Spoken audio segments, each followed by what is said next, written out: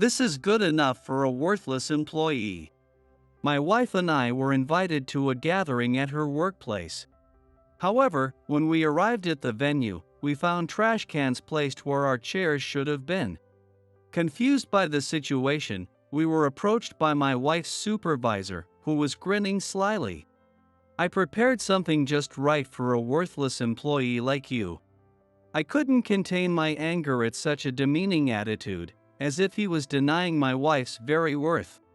When he even started mocking someone we both respected, I finally reached my breaking point. Then, my usually gentle wife, visibly angry, turned to a junior employee and said, "Could you call Mr. Irwin, please?" A short while later, Mr. Irwin arrived, and we greeted him. Upon seeing the situation before him, Mr. Irwin asked what was going on. The truth he revealed shortly after left the supervisor pale as a sheet. My name is Thomas. I'm a 56-year-old business owner, living with my wife. My wife, Emily, is 6 years younger than me and currently works for a different company than mine. I met Emily about 30 years ago through a mutual friend. Despite the slight age difference, we hit it off due to our shared hobbies, and here we are today. We have 2 sons, both of whom are married and have their own families. I plan to have my eldest son take over my business one day, so he's currently learning the ropes at my company. There's a place I go almost every weekend without fail. Margaret, thanks again for your help today. I really appreciate you coming to lend a hand as always. Her name is Margaret, a 70-year-old woman who runs a bento shop. She used to run the shop with her husband, but he passed away from an illness a few years ago, and now she manages it alone. Margaret has been helping me since I was a student, often selling me bentos at a discount when I was struggling financially. She's helped many people like me, and her shop, loved by regulars and locals alike, has continued to thrive. On this day, I was helping out as usual when a man walked into the shop around noon. He looked around the shop and sneered, saying, "What is this place? It's so outdated." This rude man's name is George, and he's Emily's supervisor. At 34 years old, he's already a department head in sales. His wife, Grace, is the daughter of the company's president, and it's said he'll take over the company one day. But no matter what his position, I can't overlook such disrespectful comments about the shop. So I decided to speak up. "Excuse me, but isn't it rude to be so disrespectful right when you walk in? Oh, so this shop insults its customers now? I guess when the shop's like this, the employees are just as low class," George said, without the slightest hint of remorse. Judging by his attitude, this must be his first time here. How could someone act like this in a place they'd never been to before? I almost want to respond with exactly the words he said. Furthermore, George continued speaking in his condescending attitude without changing. "I came to buy a bento at Grace's request, but you better serve decent bento. If you serve something bad, this shop is finished." George said that, grinning down at me in a scornful manner. Even though he shouldn't have such authority, his behavior made it seem like he thought the world revolved around him. Just because he has the position of next president, I can't like someone who acts so blatantly arrogant. I was so pissed off that I tried to retort, but Margaret stopped me.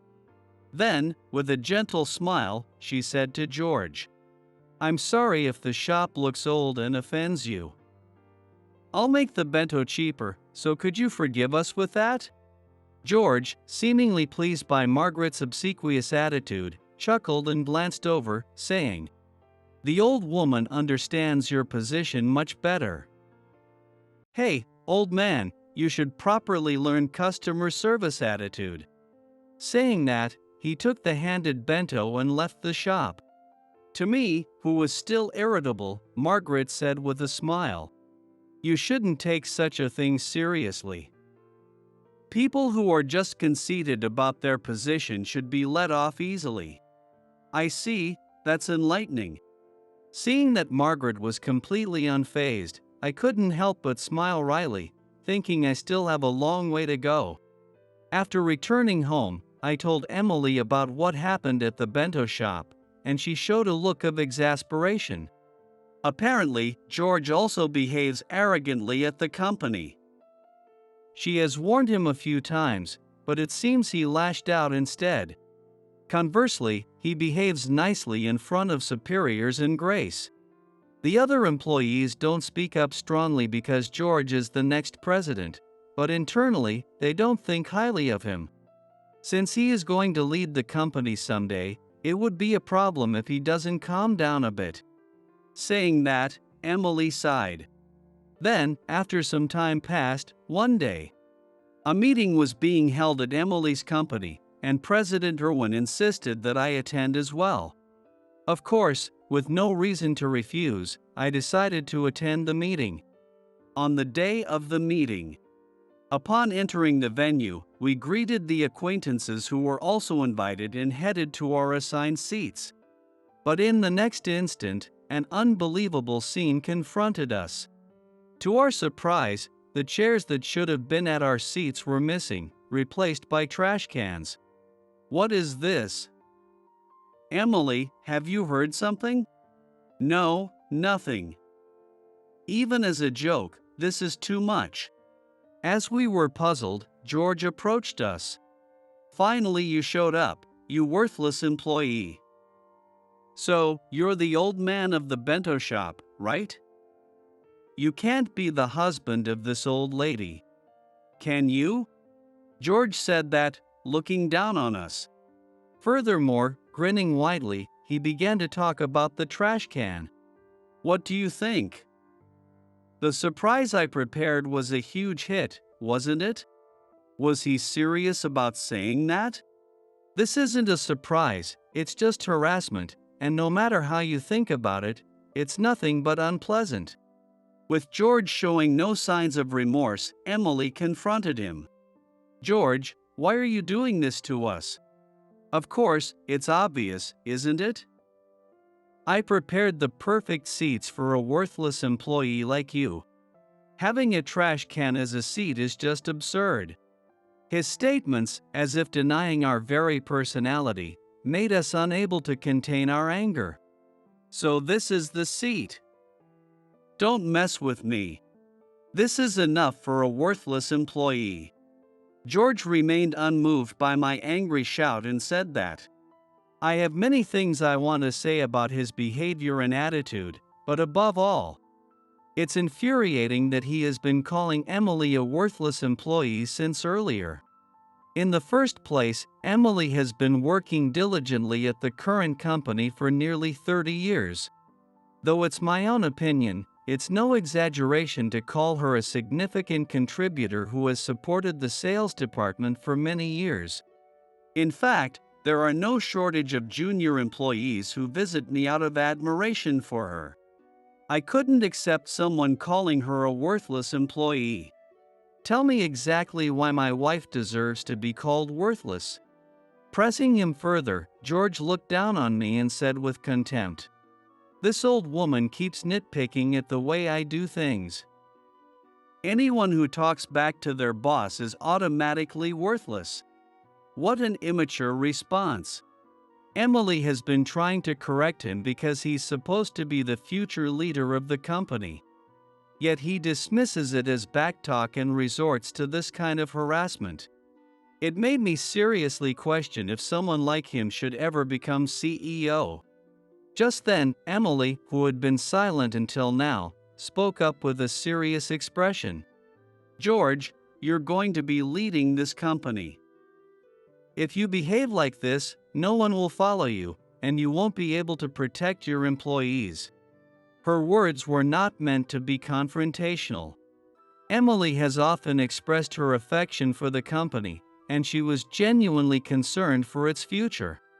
At the same time, those words were meant out of concern for George's future. However, it seemed that he didn't understand that at all, as he clicked his tongue in annoyance and said irritably, "Why can't you just take a hint? It's you who's disrupting the department by constantly defying your superior." If his claim were true, no one would respect Emily. But in reality, she's the one who's truly admired, not him. I'm sure if you asked anyone in the sales department, they wouldn't have a bad word to say about her. Is it really necessary to make her a target just because she offered a little criticism? As I was pondering this, George said something utterly shocking. "Honestly, I've always thought you were in the way. I'm supposed to be the head of this department, but everyone likes you instead.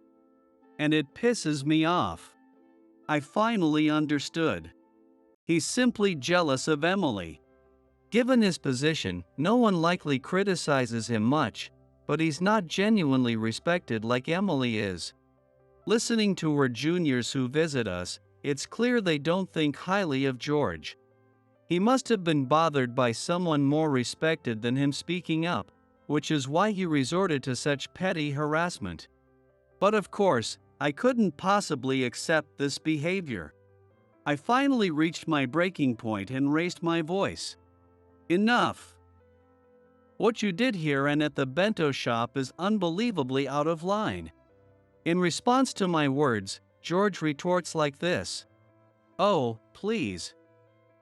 A guy who's been cast out by society has no right to lecture someone like me. You're probably working at that bento shop because you can't find a job anywhere else, right?" It seems he assumed I was an employee at Margaret's shop. But even if I were, insulting a place that had nothing to do with this was beyond forgivable. Ignoring my reaction, George continued, "A husband who has to rely on a worthless employee is just as worthless, right? You weren't even invited to this gathering in the first place. I never expected him to go this far." Even Emily, who is usually calm, seemed to have reached her limit. She turned to a nearby junior employee and said, "Could you call Mr. Irwin, please?" The junior immediately left to fetch Mr. Irwin. "Oh, you're going to tattle to Mr. Irwin? I'm the future CEO, and who do you think is going to side with an old woman like you?" George had a triumphant smile on his face. He was completely unaware that he was about to be brought down to rock bottom. A short while later, a man approached us. It was none other than the company president, Mr. Benjamin Irwin. At his arrival, the employees around us immediately bowed their heads. "Relax, everyone, no need to be so formal." But more importantly, the moment Mr. Irwin, the company president, started to say something, he turned his gaze towards me, slowly walked over, and suddenly threw his arm around my shoulder. "Tom, you made it. I was ready to drag you out of your house if you hadn't." "Oh, come on, like I'd miss it with our history?" "But seriously, Benjamin, have you put on more weight again?" As we exchanged this light-hearted banter, George, who had been so full of himself just moments ago, stood there with his mouth agape, completely stunned. "Mr. Irwin, do you know this man?" "Hey! How dare you refer to our major shareholder as this man?" George's eyes widened in surprise at Mr. Irwin's words. "Yes, in fact, I am the major shareholder of this company and have been Mr. Irwin's close friend since our college days. Back in our student days, when we were both studying business management, we quickly hit it off and became inseparable. We pushed each other to achieve our dream of owning our own companies, and now, we both have. Because of our bond, when his company went public, I invested by buying shares. By the way, it was Mr. Irwin who introduced me to Emily, saying she was an outstanding employee with a good heart, and that's how we met. Because of his endorsement, I knew for certain that Emily was a key contributor to the company." Now understanding the situation, George's face turned pale. And rightly so. The person he had been belittling and mocking turned out to be someone vital to the company. Mr. Irwin then noticed the trash cans placed at our seats and asked why they were there. Fearing for his position, George quickly spoke up. "Hey! Who set up this prank? It's disrespectful to the major shareholder." I couldn't help but feel astonished at how easily he flipped his attitude, having looked down on us just moments ago. It was clear from the cold stares around him that others felt the same. He was probably hoping to pin the blame on someone else and pretend he wasn't involved. But neither Emily nor I were going to let that happen. "George, stop pretending. You're the one who orchestrated all of this, aren't you?" "What? You have no proof." At this point, his denials were beyond pathetic. With so many witnesses around, any attempt to cover up the truth was pointless. Then, a female employee spoke up, saying she had evidence, and pulled out her smartphone. She had recorded the entire incident. This employee was one of Emily's subordinates, who often visited our home. We treated her like a daughter, as she was close in age to our sons. Apparently, she couldn't stand by and watch us be harassed, so she secretly recorded everything as evidence. As George's self-sabotage was laid bare, he began to panic, while Mr. Irwin glared at him. Just then, Grace arrived, bringing Margaret with her. "What's going on here? What's all this commotion about?" "Nothing but trouble. George has done something outrageous," Mr. Irwin replied, and he began explaining what had transpired. Grace sighed, as if she had expected something like this. Meanwhile, George turned to her and asked, "Hey, Grace, why did you bring that old woman from the bento shop here?" "Why?" "Because Margaret is an important person. She's my father's benefactor and she provides bento for our company cafeteria." Yes, just like me, Mr. Irwin had also been supported by Margaret during his student days. He had always said that if he ever started a company, he wanted to serve her bento in his cafeteria. That's how deeply he felt indebted to her, and he followed through on that promise. Even after becoming president, Mr. Irwin continued to visit her shop regularly, and Grace had known Margaret since she was a child. "George, Margaret told me everything. Apparently, when I asked you to buy a bento the other day, you insulted her, Tom, and the shop." "And no, that's not." Margaret might have said she'd let it slide at the time, but she made sure to tell those who needed to know. "How could you look down on so many people and think that's acceptable?" Even George couldn't afford to act nonchalant in the face of Mr. Irwin's anger. He was visibly cowering. As if that wasn't enough, Grace glared at George and began to reveal a shocking truth. "George, don't you have something to confess? Like about your relationships with other women, perhaps?" Her words caused a stir in the room. Everyone except George, who was now pale with fear, was stunned. Grace then began to share the details. Recently, Grace had noticed that George had been coming home late and behaving suspiciously. Suspicious of his behavior, Grace hired an investigator, which led to the discovery that he was involved with another woman. The woman was a hostess from a club he frequented, and there was solid evidence showing the two of them going to hotels and taking trips together. Moreover, the audio data of conversations between George and his partner contained shocking content. He had been planning to divorce Grace and be with his partner after becoming the company president. Everyone was stunned by the sheer audacity of his scheme. "This is all a lie. Someone's trying to set me up," George protested desperately. "Oh, really? Then can you explain where the money you expensed as company costs actually went?" Grace asked, her tone sharp. The room buzzed with renewed tension. Apparently, There was an amount that had been expensed without a clear explanation of its use. It was filed under George's name, with the details listed as entertainment for clients and travel expenses. But it was revealed that these were fabricated. It was likely that he had embezzled the funds to spend on his mistress. George, sweating profusely, averted his gaze, unable to defend himself. It was clear that everything Grace had accused him of was true. The thought of being mocked by such a man only fueled my anger. "You've spent so much time belittling others, but it seems the real worthless employee isn't my wife, it's you." George had no retort this time, his silence speaking volumes. Mr. Irwin and Grace, now visibly enraged, confronted him. "You deceived my daughter, disrespected others, and brought harm to this company. You have no place here. If you want a divorce so badly, you'll get it.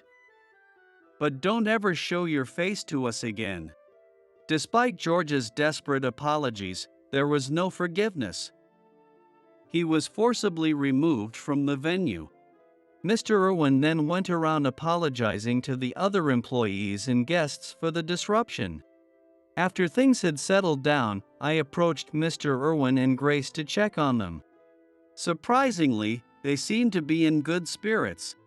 In fact, they were relieved to have uncovered the truth and dealt with the situation before it escalated further. Mr. Irwin had always been unshakable, and it was clear that Grace had inherited this trait as well. As we talked, Margaret, who had been watching us, spoke up. "You two have really grown up. Nowadays, it seems I'm the one being helped by you all the time. We're sorry for making you uncomfortable, Margaret." Mr. Irwin and Grace bowed their heads to Margaret once again, but she just laughed, saying she was satisfied because everyone had protected her. And it was refreshing to see George put in his place. In the end, George was arrested for embezzlement. Naturally, he was fired from the company, and his mistress left him as well. Mr. Irwin made it clear that there would be no out-of-court settlement, so George's fate would be decided in court. A few years later, after passing my business on to my son, Emily, and I took over Margaret's bento shop. We had been considering this for a while since we often helped out at the shop, and with Margaret wanting to retire, she was happy to let us take over. Our goal is to preserve the flavors Margaret created and to make the shop even more beloved by the local community. And so, a new chapter in our lives began. "Oh, Ronald! Help me!" The desperate cry of a young girl echoed in my ears. I rushed toward her without thinking, offering the handkerchief I had been holding to my mouth. I didn't feel anything, not even the heat. I was solely focused on saving her. But then, misfortune struck me. When I realized it, the girl was gone, and I woke up in a hospital bed. My parents were crying and yelling at me. I had survived. But the girl was. After that, I became a firefighter. I dedicated myself to saving as many lives as possible, rushing to every emergency. Yet, every time, my soul trembles. I'm scared, it's hot, I want to run away. But if I don't overcome this, I won't be myself anymore. Into my broken heart came a woman. "How did you get this scar?" "My name is Ronald. I'm a 28-year-old firefighter. I haven't dated anyone since I broke up with my girlfriend in my sophomore year of high school. It's because people get creeped out and stay away from me when they see my right arm. My right arm, from the elbow down, is covered in red and black scars. It doesn't hurt anymore. However, both adults and children are equally frightened when they see it. In winter, I can hide it by wearing long sleeves. But in summer, when I have to wear short sleeves, some children cry at the sight of it. So, I started wearing long sleeves even in summer. Not just my arm, but I have scars on my face too, so I usually wear a mask and a hood pulled low over my head.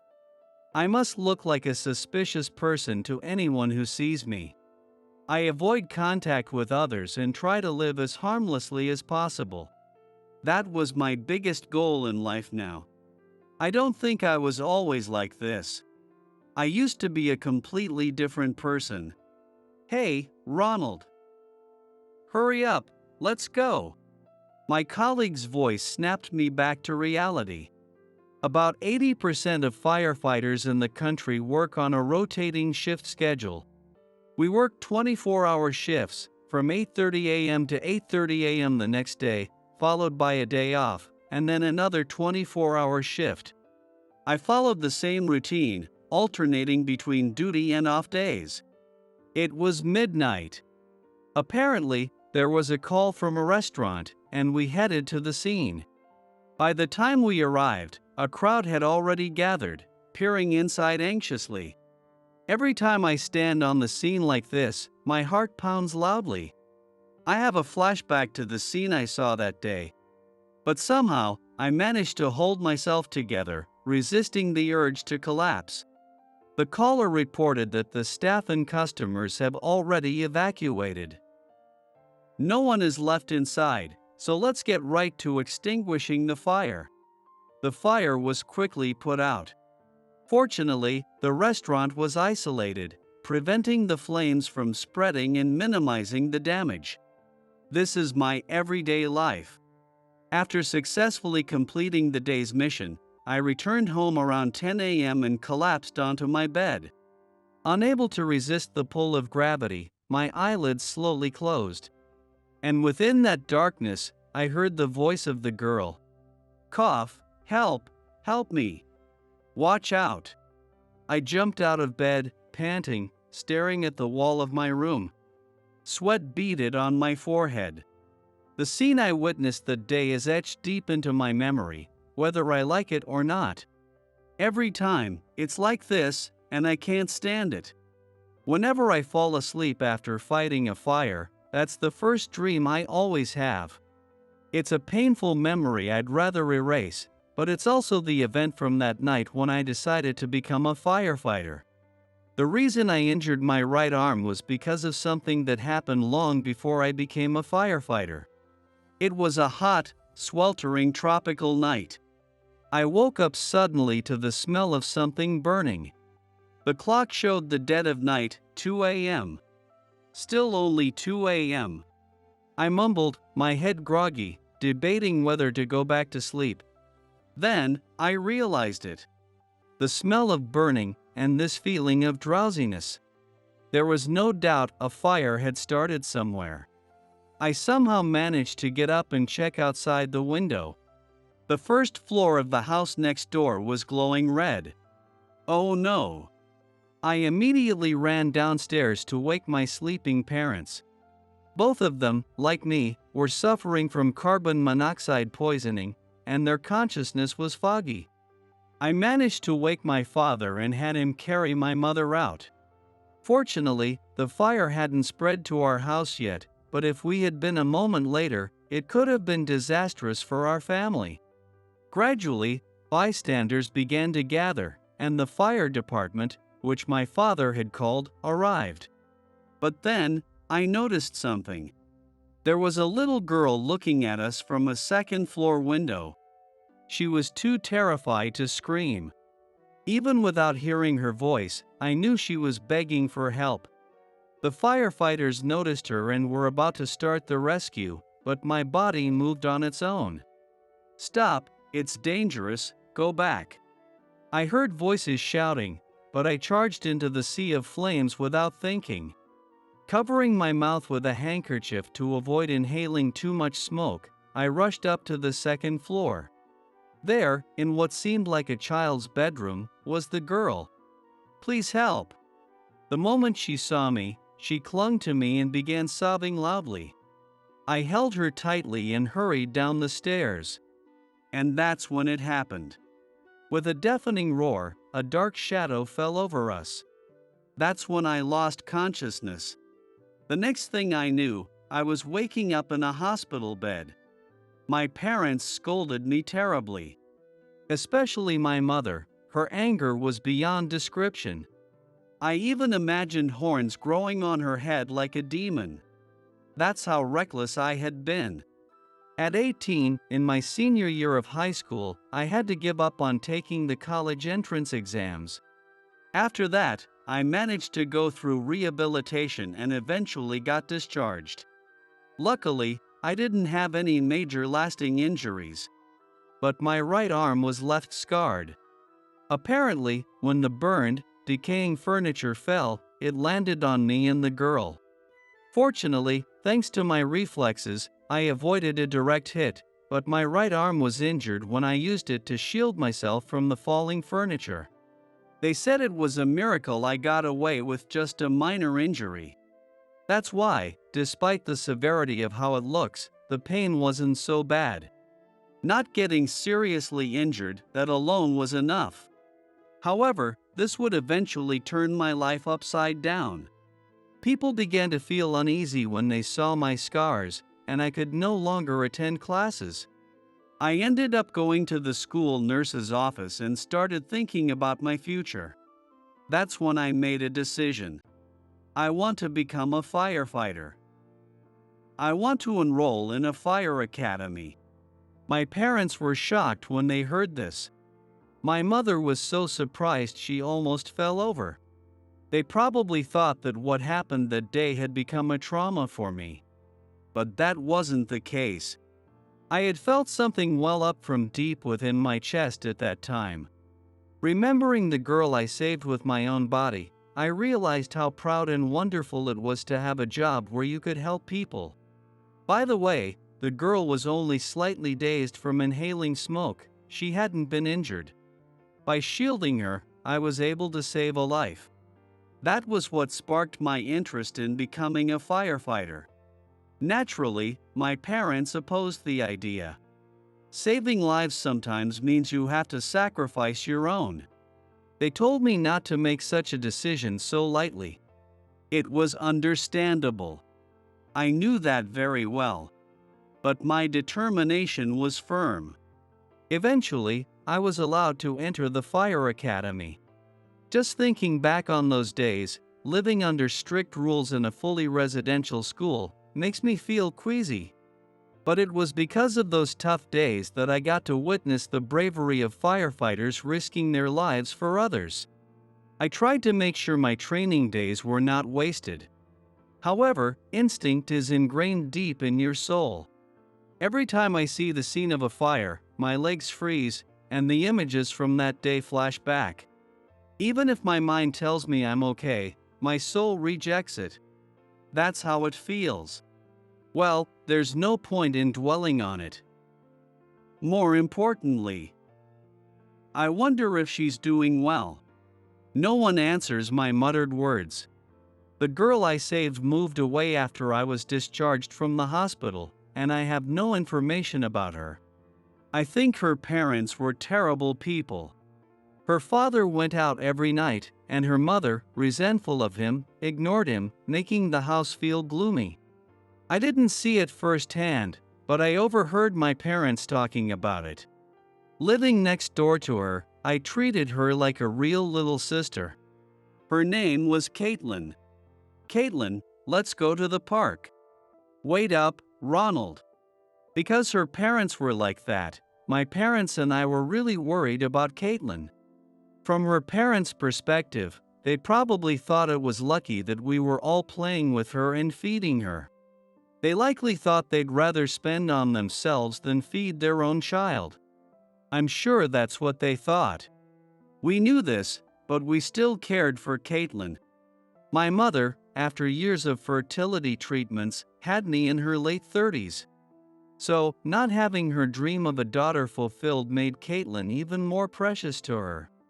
Not family, but not a stranger either. That was the relationship between my family and Caitlin. In the end, I lost track of her after that day. Sigh. Why does it always have to be like this? I'm really pathetic. I let out a slow sigh and crawled back under the covers. After that, I slept like a log. The next time I woke up, it was around 5 p.m. The sky had turned a deep red, and I saw crows returning to the forest, cawing as they went. I hadn't eaten anything since coming back, and hunger was starting to make me feel sick. I opened the refrigerator, only to find it completely empty. Living alone with such an irregular lifestyle, there's no one to go grocery shopping for me. I thought about ordering delivery, but I couldn't decide what I wanted, so I pulled up my hood and headed outside. Even though it was a hot summer day, I must have stood out quite a bit dressed like that. People passing by shot strange looks my way. But I was used to it by now. While I was casually picking out some meat at the supermarket, a woman standing next to me said, "You might want to wait a bit longer. Some items will go on sale soon." Ha! When I turned to look, she was smiling brightly like the sun. Judging by the uniform peeking out from under her hoodie, she seemed like a high school student. It's not particularly unusual for a high schooler to be at a supermarket, but hearing her talk about a sale caught me off guard. Just as she said, music began playing, signaling the start of a sale. I usually buy chicken breasts to save money, but since the prices had dropped, I decided to get some pork belly and added some yakisoba noodles to my basket, thinking I might make yakisoba tonight. Then, once again, that high school girl stood beside me and said, "If you're looking for noodles, there's a store a little further ahead that's cheaper." Aha! Feeling annoyed, I tried to ignore her and walk away, but she suddenly grabbed my arm. Wondering what she was doing, I glared at her. She immediately let go of my arm and raised both hands beside her face. "Sorry, you just looked a bit like someone I know. I didn't mean to be a bother. I'm sorry." I watched her walk away, shoulders slumped, with a puzzled expression on my face. A bright smile and a cheerful personality. She was walking a path completely opposite to mine. There was no way we could know each other. That day, I went home with that thought in mind and enjoyed my chicken yakisoba noodles while watching TV. So, why are you here? A few days later, I ran into her again at the store where she had told me the noodles were cheaper. "You remembered what I told you. But you know, if you eat yakisoba noodles all the time, your diet will become unbalanced. Mind your own business." But she didn't seem to give up. For some reason, she followed me around, suggesting dishes and putting things into my basket one after another. As I watched her in bewilderment, a question that had been on my mind suddenly slipped out. "Where are your parents? Why are you shopping alone?" She stopped moving instantly. A moment of silence fell over us, but then she turned back and smiled softly. "I live alone. When I was little, I got separated from my parents due to some circumstances. Now, my relatives provide me with financial support. So I live by myself. But it's fun, so it's okay." She said it, but her expression didn't seem to match her words at all. Caitlin's face and the girl standing before me overlapped perfectly in my mind. The way Caitlin looked up at me in this girl's eyes, they were exactly the same. No way. Without realizing it, I raised my arm and reached out toward her. She glanced at my right arm and muttered, "That scar." I snapped back to reality, quickly pulling my arm back and tugging my sleeve down hard. She saw my scar. She's going to be disgusted. Thinking that, I was about to turn away from her when she spoke up first. "Ronald. It really is you, Ronald." The high school girl, no, Caitlin, shouted, her eyes brimming with tears. People around us started to look at me suspiciously. I sighed, told her we'd talk later, and quickly paid for my groceries before heading outside. Carrying Caitlin's bags as well, I walked down a long, straight path. Caitlin followed a step behind me, maintaining a small distance, silently walking along. As we reached a fork in the road, Caitlin spoke. "Ronald, will you come to my place next time?" "What are you talking about?" "Of course not. Please. There's something I need to tell you, something I have to say." Her eyes didn't seem to be lying. They were so clear, so beautiful, that they seemed to draw me in. In the end, I gave in to Caitlin's persistence and promised to come by tomorrow. Coincidentally, I happened to have 2 days off in a row, but what were the odds of that happening? Thinking about that, I found myself visiting Caitlin the next day. When Caitlin learned about the unhealthy lifestyle I'd been living, she prepared a nutritionally balanced meal for me. There was eggplant, which I disliked. "No way. You have to eat it. You can't be picky." She seemed to read my mind, catching me off guard. However, when I tasted Caitlin's cooking, the unpleasant taste of eggplant that I had always avoided was hardly noticeable. I was so impressed that, before I knew it, I had finished the whole plate. Caitlin smiled triumphantly. After finishing her dinner, Caitlin sat down beside me and continued the story from that day. "Ronald, you've changed a lot. Back then, you seemed brighter. 10 years have passed, such changes are only natural." A brief silence fell, but Caitlin began to speak hesitantly. That night, when I shielded her and lost consciousness, she was safe but kept calling my name over and over. The firefighters rescued her and brought her to safety. It seems the fire was caused by her father's carelessness with a cigarette. As usual, he had been drinking at home, and when he went out, he left the cigarette burning. I'd never hated my parents, not even once. Sure, my dad was probably a deadbeat, but he never did anything to harm me. He just wasn't interested in me. And Mom, she stayed at home, even when Dad went out at night, because she didn't want to leave me alone. It seemed like she thought as long as you and your family looked after me, she only needed to take care of the minimum. Yeah, we all understood that.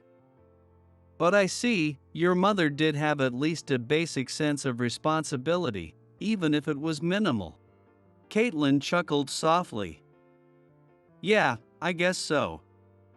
But that day, my mom had a seizure due to her chronic illness. Fortunately, she was rescued by the firefighters before me, so she was safe. Caitlin's expression darkened. Her father, as usual, was out and wasn't caught in the fire. Her mother was found collapsed at the entrance by the firefighters and was quickly taken outside and sent to the hospital. However, Caitlin, who was asleep on the second floor, wasn't discovered right away. That's when I, a high school student at the time, recklessly rushed in and rescued her. Caitlin didn't suffer any major injuries, but because she had inhaled smoke, she was taken to the hospital.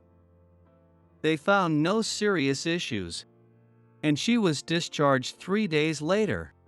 However, it wasn't her parents who took her in but her maternal relatives. After that incident, her parents had a massive argument and ended up divorcing. Her mother deeply regretted that she hadn't cared for Caitlin properly and had endangered her life. She entrusted Caitlin to her relatives. That was the outcome for Caitlin's family.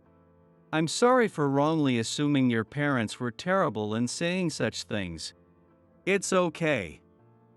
Compared to most parents, they were deadbeats, so I don't mind.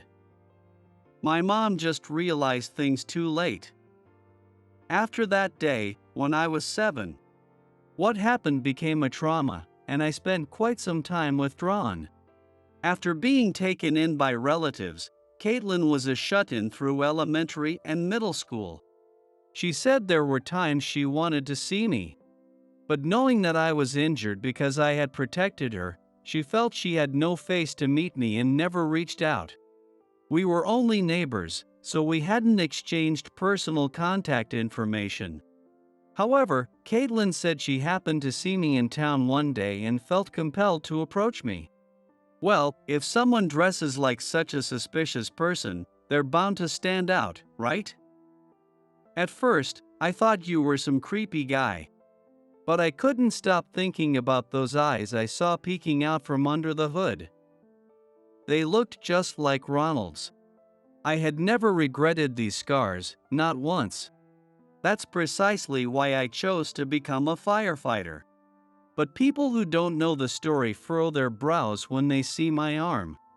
One time, a mother I didn't know told me to stay away from her child because I looked creepy. My scars were proof that I had saved a life, a badge of honor, if you will. But over time, they became swallowed by a wave of negative emotions. And so, gradually, I started to close off my heart. When I told her this, Caitlin looked at me with a serious expression and said, "Even if you've been exposed to those kinds of looks and your legs have frozen up at the scene, you're still working as a firefighter, aren't you? That means you still see those scars as a badge of honor, don't you?" Looking into her sincere eyes, I heard something inside me begin to crumble. The door that had shut my heart so tightly shattered into pieces. You're right. I have never once regretted saving you, Caitlin. These scars are the marks of victory I got for saving my dear friend. And yet, I've closed off my heart like this. As my shoulders began to shake slowly, Caitlin gently embraced me. She rubbed my back softly, as if comforting a child. Just like my late parents had once done for me, and like I had done for young Caitlin, now Caitlin was doing the same for me. "Sorry, can I lean on your shoulder for a bit? Ronald, sometimes it's okay to cry." Who knows how much time passed after that? I knew I couldn't just stay in Caitlin's apartment forever, so I decided to head back home. Caitlin looked at me with a slightly forlorn expression, her eyes like those of an abandoned puppy. Seeing that look brought back memories. After having dinner at my house, when Caitlin's mother returned from work to take her home, she would look at me with that same expression. I narrowed my eyes slightly and gently patted her head. "Ronald, you know, I always wanted to say something if I ever met you again. I just wanted to say, thank you for saving me that day." At that moment, I felt a weight lift off my heart. It felt like that, somehow. The next day, when I arrived at work as usual, my coworkers looked at me with curious expressions. "What is it?" "Well, you seem different somehow. Up until now, you had a kind of a dark aura around you. What is that?" I'm not a middle schooler with a delusion complex.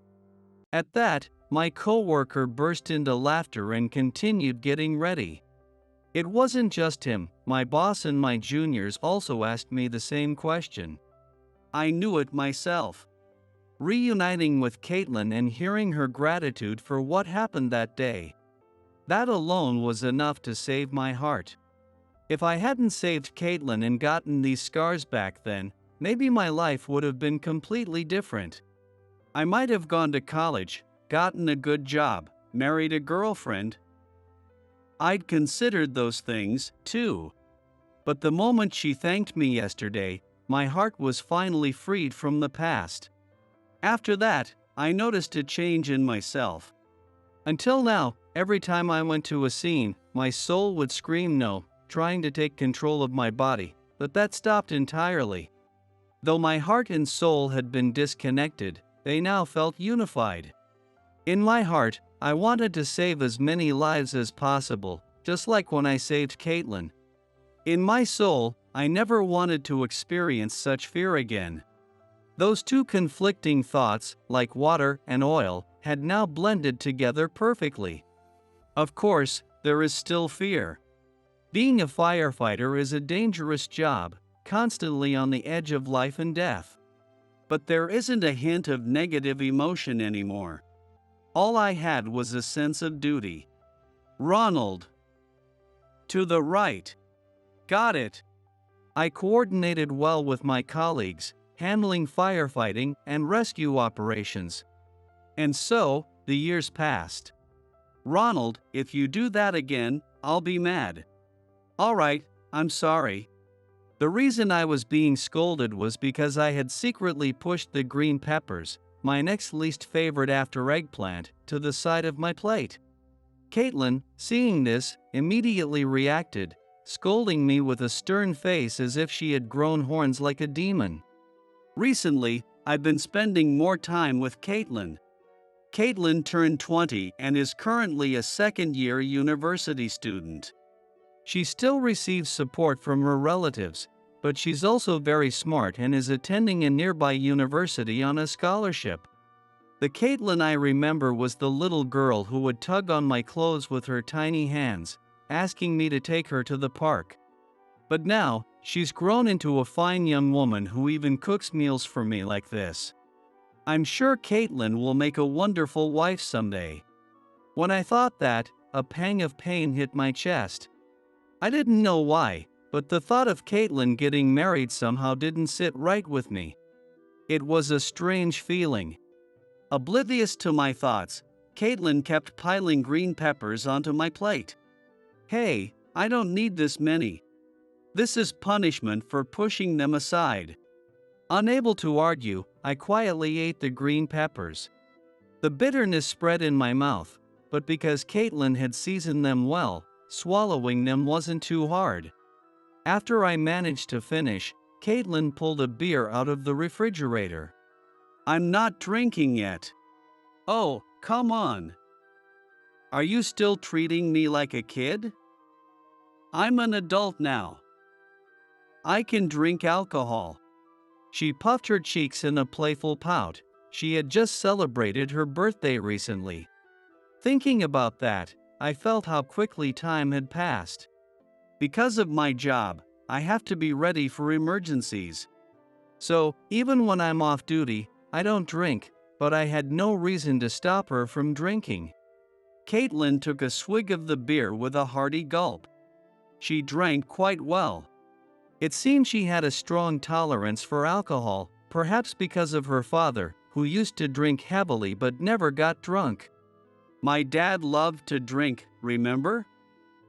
He could drink a lot and never get drunk, even though my mom couldn't handle alcohol at all. She said this, smiling with her cheeks slightly flushed. As I sipped my non-alcoholic beer and chatted, Caitlin made a surprising proposal. Hey, Ronald, why don't we live together? I spat out the non-alcoholic beer I was drinking. Hey, that's gross. You said something weird. I took a deep breath to calm myself down. Caitlin, perhaps a little tipsy, began to speak more honestly than usual. To me, you'll always be my big brother. Is it strange to want to live with family? Even though I live apart from my mom now, I still feel lonely. Apparently, Caitlin's mother, out of guilt, hasn't shown herself in front of Caitlin since the incident. But Caitlin sometimes receives letters from her through her relatives. She showed them to me. Written in elegant handwriting, they expressed a mother's feelings for her daughter. You realize what's important only after you've lost it. That's what Mom said. In her own way, she seems to have always loved me. When I was little, I adored you and your family more than my own parents because you cared for me. But now that I'm an adult, I understand. Mom just doesn't have worldly wisdom, but she truly loved me. With that, Caitlin held her mother's letter close to her heart, as if it were precious. What her mother did might not be something easily forgiven, though. It may sound like a touching story because Caitlin understands and forgives. But the reality remains that her mother left her daughter in the care of another family. Still, I was grateful to Caitlin's mother. Not only for giving birth to Caitlin but also for trusting us enough to leave her daughter in our care. Because of that trust, Caitlin and I were able to form a strong bond and reunite even after 10 years. So, I decided to stop saying anything about her mother. "Will do when you graduate from university." "What?" Seeing Caitlin's exaggerated surprise, I couldn't help but smile. A few more years passed after that. I turned 35, and Caitlin was now 24. It had been 2 years since she graduated from university and started working. She seemed to have gotten used to her job and had even begun complaining about it recently. Listen to this. "Today, my manager, Tim." All right, go take a bath first." Reluctantly, Caitlin headed to the bathroom. After Caitlin graduated from university, as promised, we started living together. And there was another change. I had retired from being an active firefighter. But I hadn't switched to a completely unrelated job. I was now working as an instructor at the fire academy, training the next generation of firefighters. Although I still had a lot to learn, I worked hard every day not to let down the former colleagues and seniors who commended me for this position. Then, Caitlin came out of the shower with her hair still wet. "You'll catch a cold. Come here." Without saying a word, Caitlin sat down in front of me. Drying Caitlin's long, glossy hair had become a routine for us. Though Caitlin seemed quite put together, she had some absent-minded tendencies. Mixing up sugar and salt, tripping over nothing, etc. And sometimes, like now, coming out without drying her hair. Seeing this, I had taken it upon myself to dry her hair with a hairdryer. She's quite a handful, little sister of mine. As her hair dried, I lowered the hairdryer to a gentler setting, and Caitlin, in a cheerful mood, asked, "So, have you thought about my question from the other day?" "No, I haven't." "Oh, come on. How long are you going to make me wait?" "You only have one more day." I ran the comb through her hair, saying, yeah. And finally, I realized what that strange feeling was. While I called her my little sister, a different emotion was beginning to take hold of my heart. There was no doubt that I was becoming aware of Caitlin as a woman. Not just as the little sister who always followed me around, but as a woman in her own right. Even though there was a significant age gap between us, 24 and 35 are both mature ages. Caitlin must have noticed my feelings. That's why she was pressing me for an answer. Recently, Caitlin had stopped treating me as big brother. At first, I thought it was just familial love. "I wanted to live with you forever," thinking it was just a sisterly feeling. But recently, I realized something. The feelings I have for you are different from those I have for my mother or the relatives who raised me. Ronald, do I have to let go of these feelings? Hearing something like that, I couldn't help but become conscious of it. But I still had doubts about whether I was truly the right partner for her. Oddly enough, the one who pushed me forward was Caitlin's mother. One day, while Caitlin was at work and I was off, her mother appeared, almost as if she had timed it perfectly. "Are you Ronald, who used to live next door?" "Oh, I see, so much time has passed. You've grown up. If you're living with her, does that mean what I think it does?" She was still like the icy person I remembered. But now there was an air of someone who had let go of something. When I told her that although Caitlin and I were living together, we were still not quite lovers, she was genuinely shocked. At the same time, she said this: "If you keep dragging your feet like this, you'll end up regretting it." I, in the end, couldn't do anything for her. Even on that day, if I hadn't had a seizure, she wouldn't have had to go through such a scary experience. I was the worst kind of mother, relying on the kindness of your family. So, I have no intention of acting like her mother now, but I have to tell you this. If you're going to end up regretting it, then tell her how you feel. Don't turn out like me." With that, she left. An hour later, as if to replace her, Caitlin came home. As soon as she opened the front door, she asked, "Did Mom come by any chance?" She seemed to have guessed from the faint lingering scent of osmanthus. Scent is something that easily sticks in a person's memory. It's called the Proust effect. Caitlin must have remembered her mother's scent unconsciously, something she had known since she was little. "Hey, how long are you going to keep doing that?" Her voice pulled me back to reality. I had been combing the same spot repeatedly, and she, growing impatient, had spoken up. I apologized, stood up, and put the comb back in its place. When I turned around, Caitlin was staring at me with a serious expression. I held my breath. And then, I made up my mind. "Caitlin, I've decided. I won't lie about or hide my feelings any longer. But doing so might ruin the relationship we've built up until now. Are you ready to move forward, knowing that?" Caitlin blinked for a moment, then burst out laughing. After giggling for a bit, she gave me that bright, sun-like smile again and replied, "I'm actually hoping for it to break down. But you know, it doesn't just end when it falls apart. Like building blocks, we can rebuild it.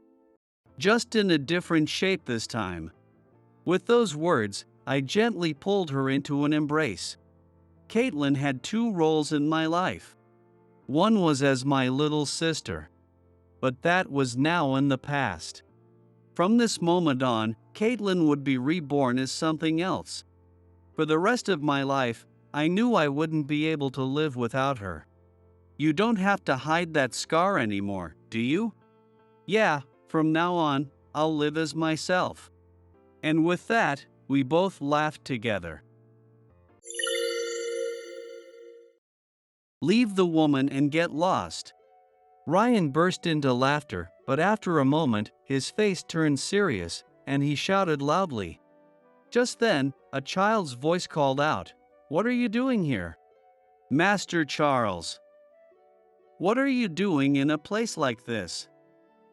Ryan exclaimed in surprise. Ignoring Ryan's startled reaction, Charles continued speaking. "Hey, Ryan, you don't even know who this guy is, do you? That's not something the Irving gang would be proud of." "Huh? What do you mean?" "He's just some guy running a small restaurant, isn't he?" Charles sighed dramatically and then, turning to me, politely bowed his head and said, "I'm sorry, sir. Could you introduce yourself to these guys?" Confused but compliant, I decided to do as I was told and introduced myself. "My name is Isaac Turner." "Is that good enough?" The moment I said my name, Ryan's expression visibly changed to one of shock. "Isaac Turner? Impossible. No way." After discovering who I really was, Ryan was about to face a living nightmare. "My name is Isaac Turner, and I'm 56 years old. I run a small traditional restaurant with my wife in the town where I was born and raised. Other than the fact that I've never worked for a company, I'm just an ordinary middle-aged man like any other. When I started working after finishing school, I thought men in their 50s were ancient, but now that I've reached that age, I realize I'm not much different from when I was younger. Of course, I'm sure my body is getting weaker each year, but so far, I haven't noticed any significant decline in my strength or memory. In fact, I think I find life easier now than I did in my youth, thanks to the experience I've gained over the years. I totally get why older folks around the world don't want to be treated like they're past their prime. Many lively men like that stop by my restaurant, Daisy Place, on a whim, sharing their complaints about work or problems at home. And it's usually my wife, Katrina, who listens patiently to their endless chatter. Katrina is over 10 years younger than me, still in her mid-40s. With her refined features, she looks great in the traditional attire of a hostess. Even from my perspective as her husband, Katrina is quite a beauty and has become a bit of an idol among the older men who come to our place. They all adore her, calling out, "Katrina, Katrina," and there are even some customers who come just to see her. I'm always grateful for Katrina, who is not only friendly but also very good at dealing with customers. I have a beautiful wife by my side, my body and mind are healthy, and I get to do the work I love. Is there anything in this world more fortunate than this? As long as this life continues, I don't wish for anything more. Or at least, that's what I thought. Our restaurant, Daisy Place, typically operates from the evening. It's a cozy place with just a counter seating and one private room. We specialize in local alcohol and regional dishes, and most of our customers are office workers stopping by on their way home from work. We deliberately designed the exterior to look uninviting to keep the crowds away, so we rarely get young people or tourists. By the way, the name Daisy Place comes from Daisy, which is Katrina's birth flower. I originally wanted to take Katrina's name, but she felt too embarrassed, so we decided against it. Now, our small restaurant, Daisy Place, has another side to it. On weekends, during the daytime, we run a kids' cafeteria that provides meals for children. These days, kids' cafeterias are often in the news due to issues with local government relations and funding, but thankfully, ours has been running smoothly so far. That's thanks to the support from our local shopping district and neighbors. However, one afternoon, an unexpected incident occurred at our restaurant. It happened while we were serving lunch to some children who had come by. That day, perhaps due to the rain, there were fewer kids than usual, just my wife and me, along with two siblings who come every week. Feeling generous, I decided to treat them, saying, "Today's a special day," and served them ice cream for dessert. The brothers were delighted. Katrina and I smiled as we watched them enjoy themselves. But that cheerful atmosphere quickly disappeared. This is so annoying. I'm totally soaked. This is the worst. A young man, who seemed to be in his 30s, came in, grumbling loudly. He was wearing an expensive-looking suit, but he didn't seem like an office worker at all. With his flashy hair color and casual speech, I initially thought he was a youthfully dressed man. The man carelessly took off his jacket, still dripping with water, and shook it violently, scattering droplets everywhere. The four of us in the shop watched, holding our breath, as this strange man made his entrance. But the youthfully dressed man didn't care about the tense atmosphere at all. He simply sat down at the counter seating and, looking at Katrina, bluntly said, "Beer." It seemed he was just looking to have a quick drink while waiting out the rain. However, I felt sorry for the man, but Daisy Place wasn't a regular restaurant at that moment, and it was operating as a kids' cafeteria. Besides, we needed to start preparing for the evening's business soon. In response to the rude man's demand, Katrina lowered her eyebrows apologetically and replied, "I'm sorry, sir. We only start serving in the evening. We're in the middle of preparations now, so we can't serve alcohol. I apologize for the inconvenience." I don't care if you're preparing. When I say I want a drink, you should just pour it. Besides, it's raining outside. You expect me to run home in this rain? Don't mess with me. The man shouted at Katrina, his voice loud and threatening. He even leaned over the counter, glaring straight into Katrina's face. I could see her slender body tense up with fear under his aggressive behavior.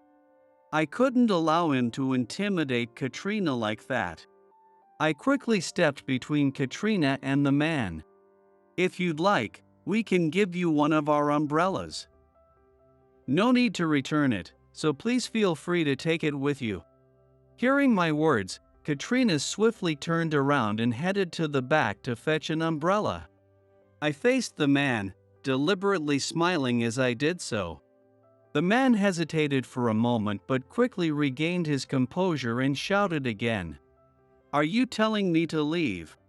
"You're welcome to interpret it that way," I replied with a friendly smile.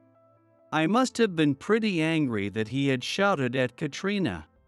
Without realizing it, I had provoked him even further, and his anger escalated.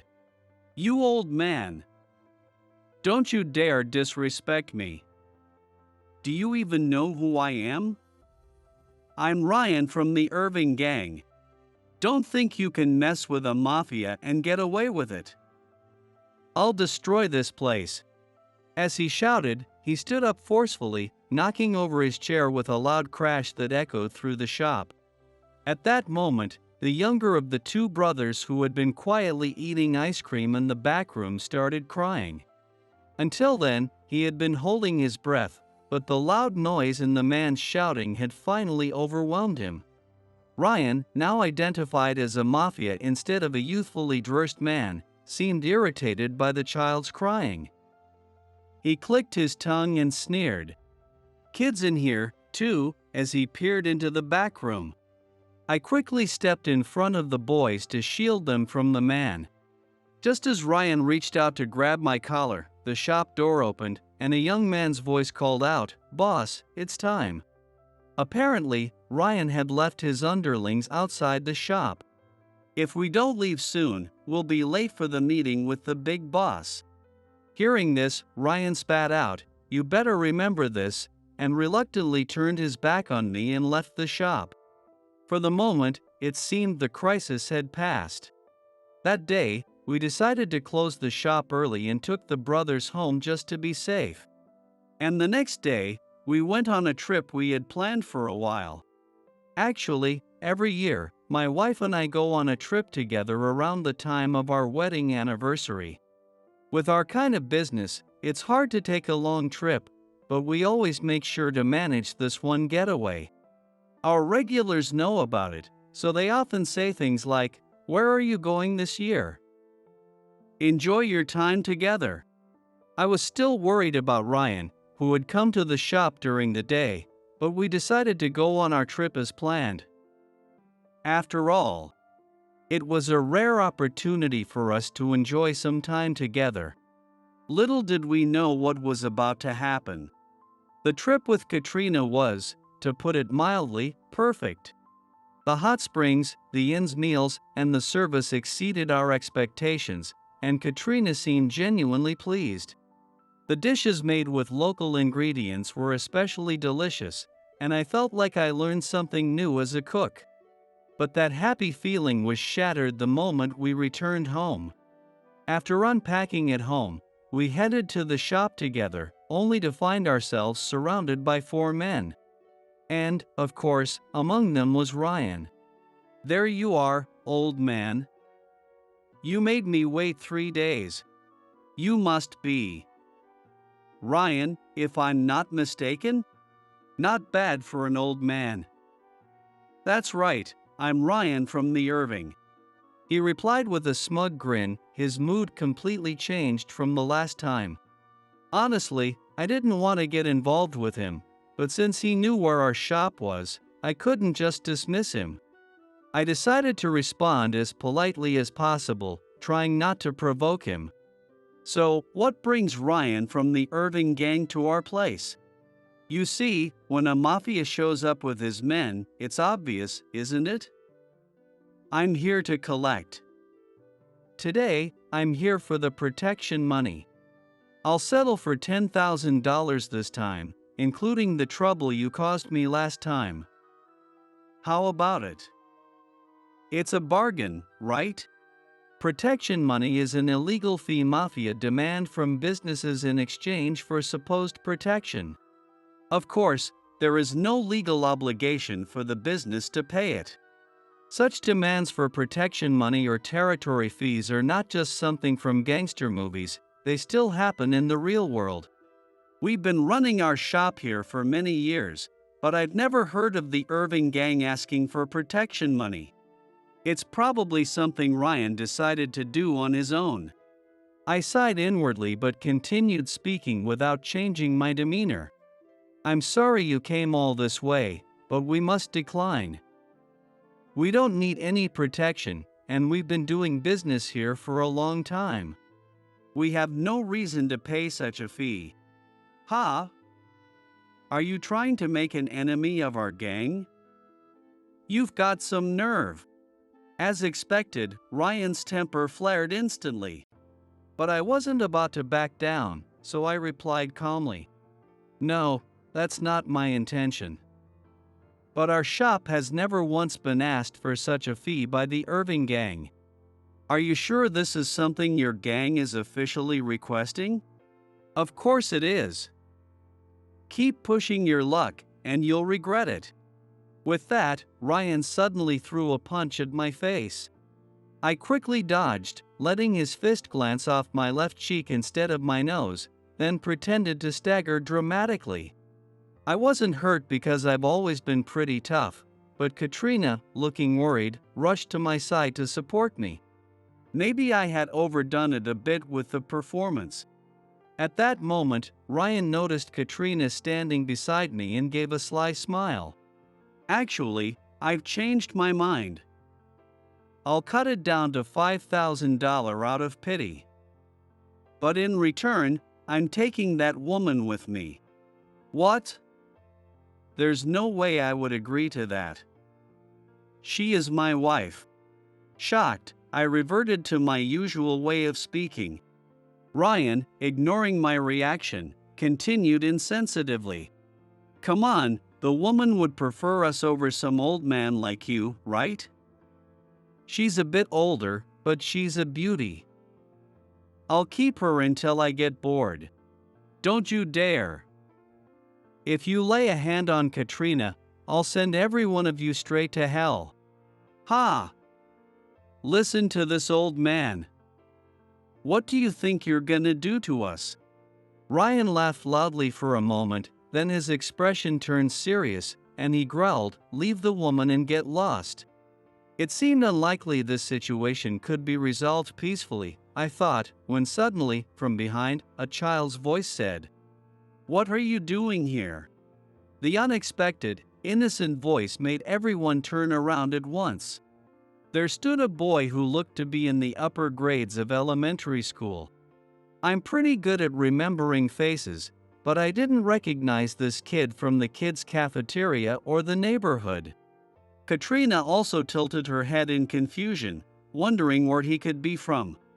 I thought I needed to get the child out of there quickly, but before I could say anything, the mafia reacted first. Master Charles. Why are you here? Katrina and I exchanged glances, puzzled by the term master. Now that they mentioned it, the boy was dressed quite well. If the mafia was calling him master, then. As I was piecing it together, the boy spoke to Ryan. I told you not to call me that outside the house. Ryan, you never learn. Sorry, master. Charles. So, are you going to answer my question? I asked what you're doing here. It was now clear that this boy, Charles, was somehow connected to the mafia. Judging by how deferential Ryan was being, the kid must be related to someone important. Ryan answered Charles's question with a cheerful tone. What am I doing? Just working, of course. This guy here was resisting, so I was teaching him a lesson. Come on, master, it's dangerous here. So let's go back. I'll have one of my men escort you. Ryan signaled to one of his subordinates to take Charles away, but Charles shook off the man's arm and continued speaking. Hey, Ryan. Did you really mess with this guy without knowing who he is? That's disgraceful, even for the Irving gang. Ha? What do you mean? He's just some old man running a small restaurant, right? Charles let out an exaggerated sigh and then, bowing politely, said to me, "I'm sorry, sir. Could you introduce yourself to these guys?" Not understanding what was going on, I did as I was told and introduced myself. "My name is Isaac Turner." "Is that good enough?" After my awkward introduction, I looked at Charles, confused, and he responded cheerfully, "Yes. Thank you very much." In contrast, the mafia's reaction was the complete opposite of Charles's. The moment I said my name, they visibly showed signs of distress. "Isaac Turner. That's impossible. No way." As soon as Ryan heard my name, he tried to run away, but Charles stopped him. The other mafia members were also pale-faced, trembling with fear. Seeing the mafia so terrified just because I introduced myself was an odd sight, and Katrina looked up at me, eyes wide with surprise, and asked, "Honey, who are you?" "Well, that's..." I felt it was finally time to reveal my past to Katrina, but before I could speak, Charles answered her question in my place. "Sorry to surprise you, ma'am. Of course, Isaac here has nothing to do with the mafia. He's just a regular person. But he's so strong that he's become a legend in our gang." "A legend? My husband?" "I did hear he was in the self-defense forces when he was younger, but is he really that strong?" Just as Katrina said, I was in the self-defense forces until I was in my 30s. I started the small restaurant after leaving the forces and marrying Katrina. But just being a former soldier wouldn't make mafia so cautious. I was actually in a special forces unit. With no close family, having lost my parents at a young age, I was recruited by a certain special unit and remained there until I retired. I could easily neutralize four mafia barehanded in an instant. However, I had never told Katrina about the special forces. That information was classified, even from family. I had always been careful to keep this secret, but the mafia has its ways of gathering information. It seemed the Irving gang had somehow discovered I was former special forces. Just as I prepared myself for the consequences, Charles said something unexpected. "Well, of course, ma'am. There aren't many people who can take down a bear with their bare hands." "A bear with his bare hands? Oh, you didn't know?" "Oops, should I not have said that?" Charles covered his mouth quickly, looking up at me with a worried expression. For someone who speaks so maturely, he could still show a childlike expression at times. I patted Charles gently on the head and said with a wry smile, "No, it's fine. It's my fault for keeping it a secret. I didn't want to worry Katrina. But it seems the Irving gang found out anyway." Charles looked relieved and said, "Oh, that's good," before continuing with his explanation. "It wasn't really the our gang, but rather my grandfather, the boss. He got the information on his own. Since then, his favorite phrase has been, 'Don't mess with Isaac Turner.' The younger members even call you Isaac the Bear Slayer and are terrified of him. Many of our members come from areas plagued by wild animals, so they understand the terror of bears. Someone who could take down a bear with his bare hands is naturally someone they respect." "I see." Charles, the grandson of the boss, was exaggerating, but there was some truth to his story. A few years ago, while hunting in the mountains with a hunter friend, I had a run-in with a bear and ended up fighting it. In the end, the bear was shot dead with a hunting rifle, so I didn't actually kill it with my bare hands, but the story spread that way. Not wanting to draw attention, I'd asked the hunter to keep quiet, but somehow the information leaked. And a local reporter even requested an interview. Of course, I declined, but it seems that reporter's story got to the Irving gang. I was relieved to know that it wasn't my special forces background that had been exposed. Once Charles finished explaining, he turned back to the now visibly frightened Ryan and his men. "Ryan, you lied to me. There's no way the boss would order an attack on Isaac's shop. And I saw you punch Isaac, who didn't even resist. Please, master, just don't tell the boss." "I swear I didn't know. I never imagined Isaac Turner would be in a place like this." Ryan dropped to his knees and bowed his head to the ground. The other mafia members had also quietly sat down on the ground, kneeling. It seemed the real issue wasn't so much my presence, but rather that they had gone against the boss's orders. Apparently, they were very afraid of the boss. However, Charles continued speaking mercilessly. "It's not just about today, is it? I also know what you did 3 days ago, Ryan. You barged into the shop outside of business hours and threatened the lady and the kids who were there, didn't you? How do you know about that?" Ryan, too shocked to come up with an excuse, blurted out. "Indeed, how does Charles know about it?"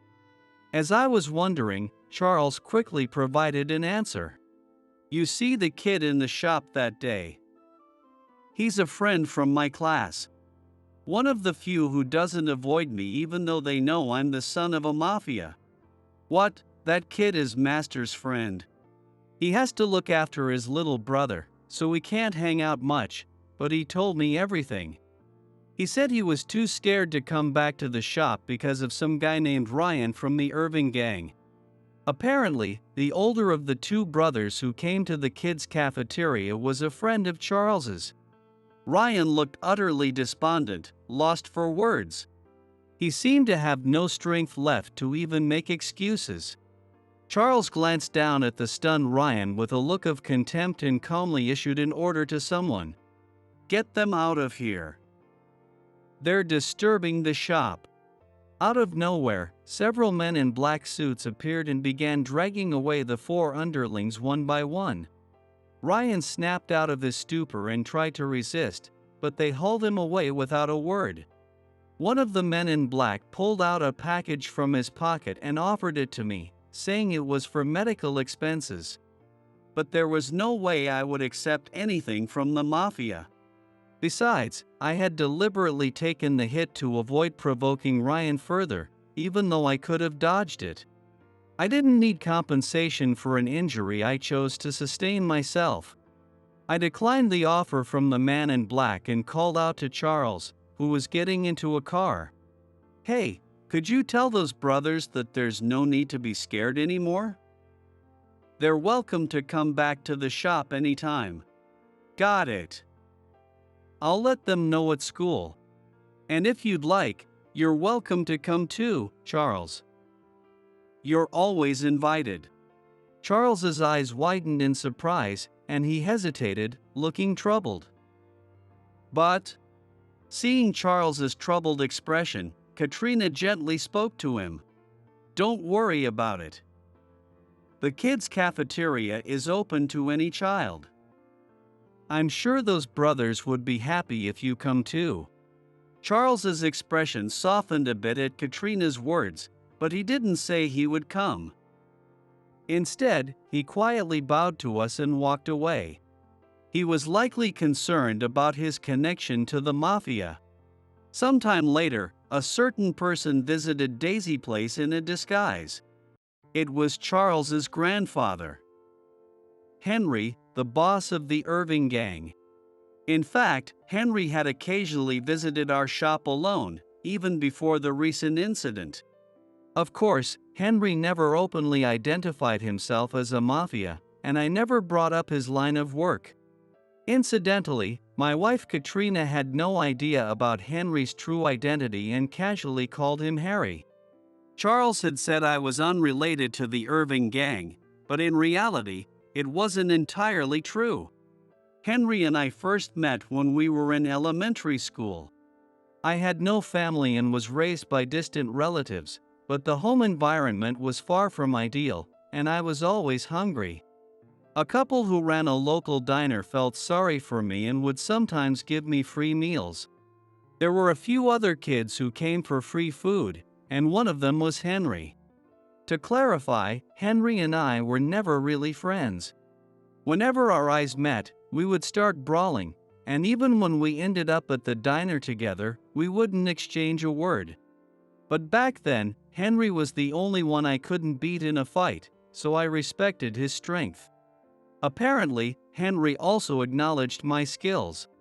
I left the town to pursue further studies, while Henry stayed and became a mafia. For many years, we neither saw nor thought of each other, but it seems Henry had kept me in mind. He started coming to my shop after the whole bear incident. He usually just chatted with Katrina and never spoke directly to me, but after the recent incident, he came by and muttered a quiet apology. "I'm sorry." Then, he bought the most expensive alcohol and offered it to all the customers in the shop. In return, I silently served him a dish I knew he liked. And just like that, the matter was settled between us. There was no need for conversation. Even though the incident was resolved, it had caused quite a stir in front of the shop, and rumors spread throughout the neighborhood. There were plenty of exaggerated stories, but after filtering through the information, it became clear that Ryan had been punished within the gang. The specifics are unclear to regular folks, but according to those who spotted Ryan in another town, he was seen walking with a noticeable limp. It's almost certain that this was a result of some form of punishment. Whether it's a temporary injury or a lifelong one, it's clear that Ryan lost his standing within the Irving gang. Naturally, he never showed up at our shop again, and there have been no sightings of him in the neighborhood either. Katrina and I continue to live our peaceful life, just as we did before the incident. The only change is that Charles has started coming to the kids' cafeteria. At first, he seemed to feel awkward about using the kids' cafeteria despite not needing it and being associated with his family's business. But after some encouragement from his grandfather, he began coming gladly. However, at Charles's suggestion, we decided to accept a small amount of money from the children. Of course, we don't ask for an amount the kids can't afford, and in fact, we don't set a specific amount at all. Some kids drop in $1, 50 cents, or even 10 cents in the box and leave. If they can't afford it, they don't have to pay, and they can pay what they want whenever they are able. The box is placed where it can't be seen from outside, so no one knows how much each child contributes or if they contribute at all. This was done out of consideration for children from families like the brothers who truly need the kids' cafeteria. Incidentally, we have had some trouble with Charles trying to slip large bills into the box when we aren't looking. Recently, we added a new rule with a maximum limit of $5 to prevent this. It's often heard that children of the mafia face bullying at school, and Charles was no exception. Despite having done nothing wrong himself, he was avoided and talked about behind his back. However, thanks to the kids' cafeteria, he's made more friends besides those brothers, and Charles has started to show a more childlike side. Katrina always smiles warmly as she watches the lively children. Seeing her like that fills me with happiness every day. Wow, you really outdid yourself. I'm glad I entrusted this to you. However, if you could just go the extra mile and give this presentation in Spanish for our international clients, it would be perfect, don't you think? Mitchell, the department head, had just forced the new female employee to give a presentation. And now he was pushing her to present in Spanish as well. What? There's no way I can suddenly give a presentation in Spanish. Huh? I told you there would be international executives attending today, didn't I? It's common sense to be prepared for that. But that's impossible. The new employee, completely unprepared, was pale and on the verge of tears after being told to present in Spanish. I couldn't stand watching this any longer. Mitchell, let me handle the Spanish presentation. Ha! You, the incompetent one? Mitchell scoffed, daring me to try, but as I began speaking, the color drained from his face. Now, it's time to get back at him for everything he's done.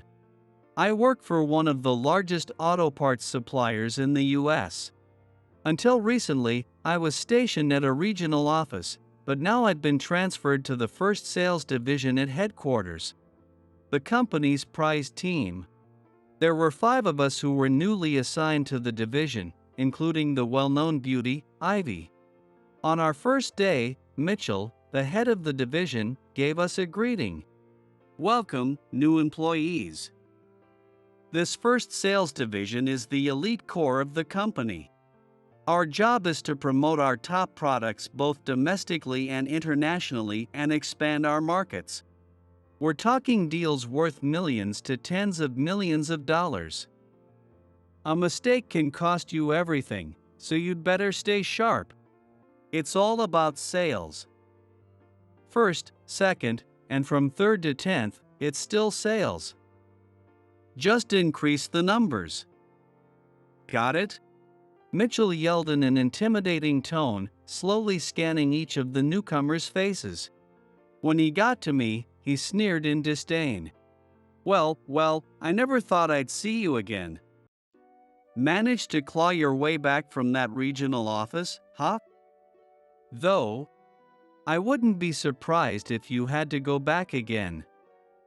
Just don't cause too much trouble until then, all right? Mitchell was openly mocking me.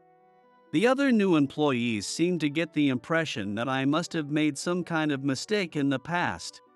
Mitchell and I used to work together in the PR department at headquarters.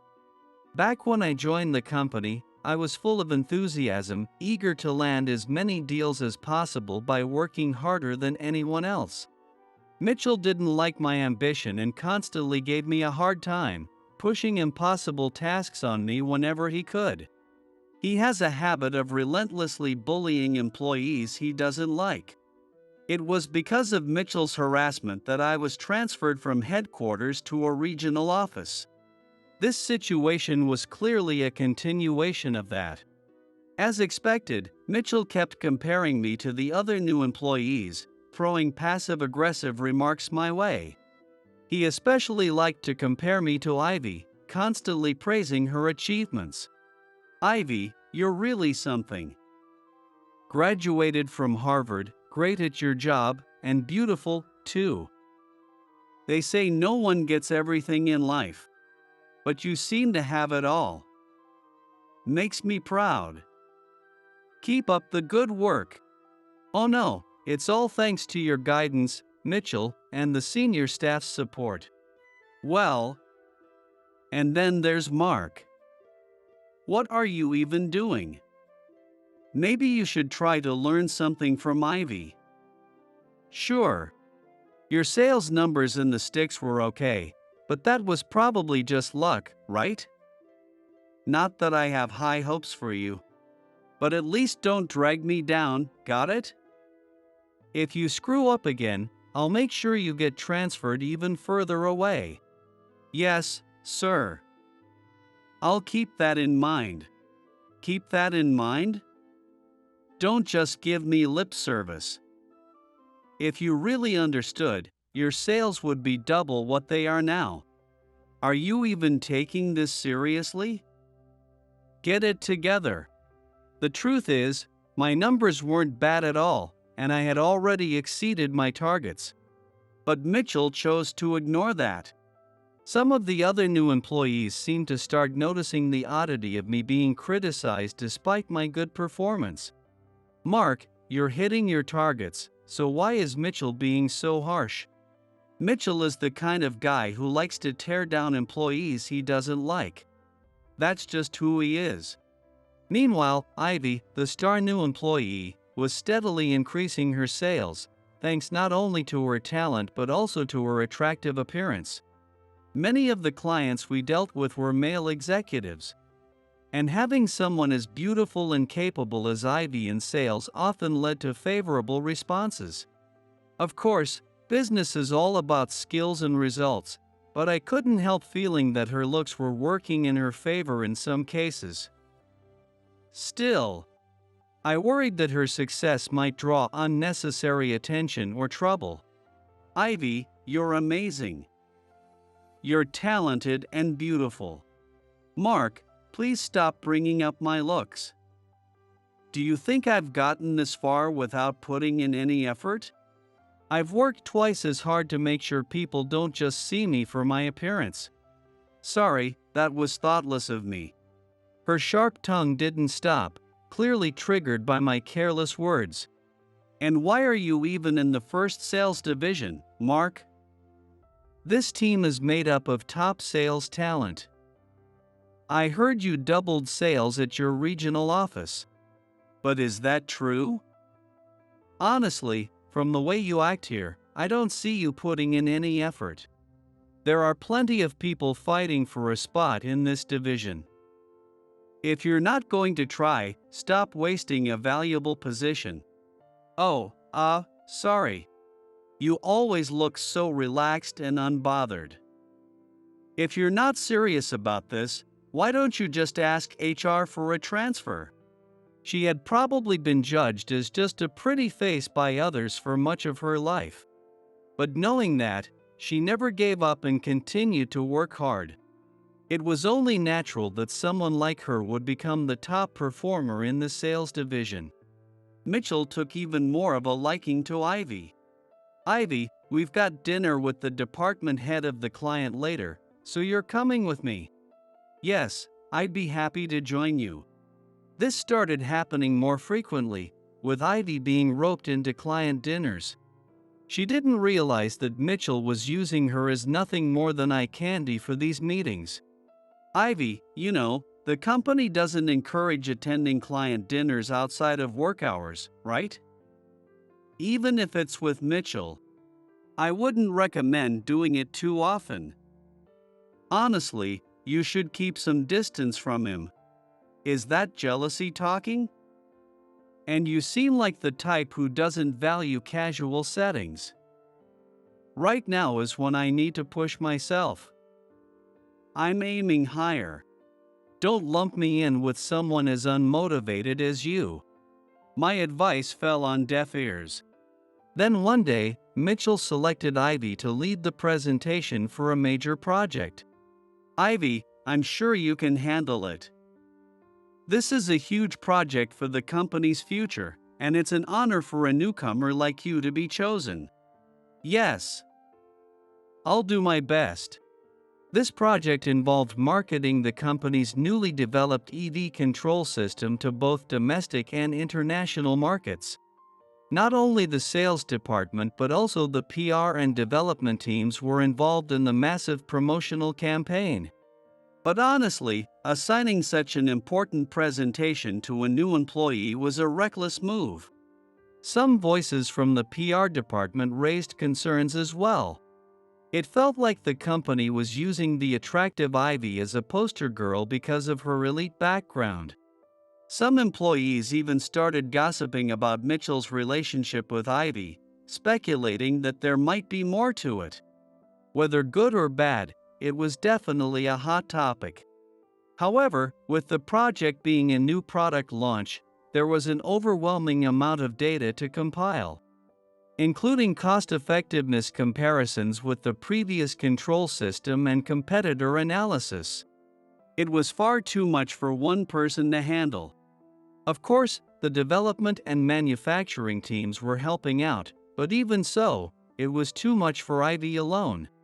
And on top of that, I knew she was being dragged out for drinks with Mitchell almost every night. She was working overtime daily and barely getting any sleep, her face becoming paler and more exhausted. The dark circles under her eyes were unmistakable, and her appearance was suffering as a result. Ivy, can I help with anything?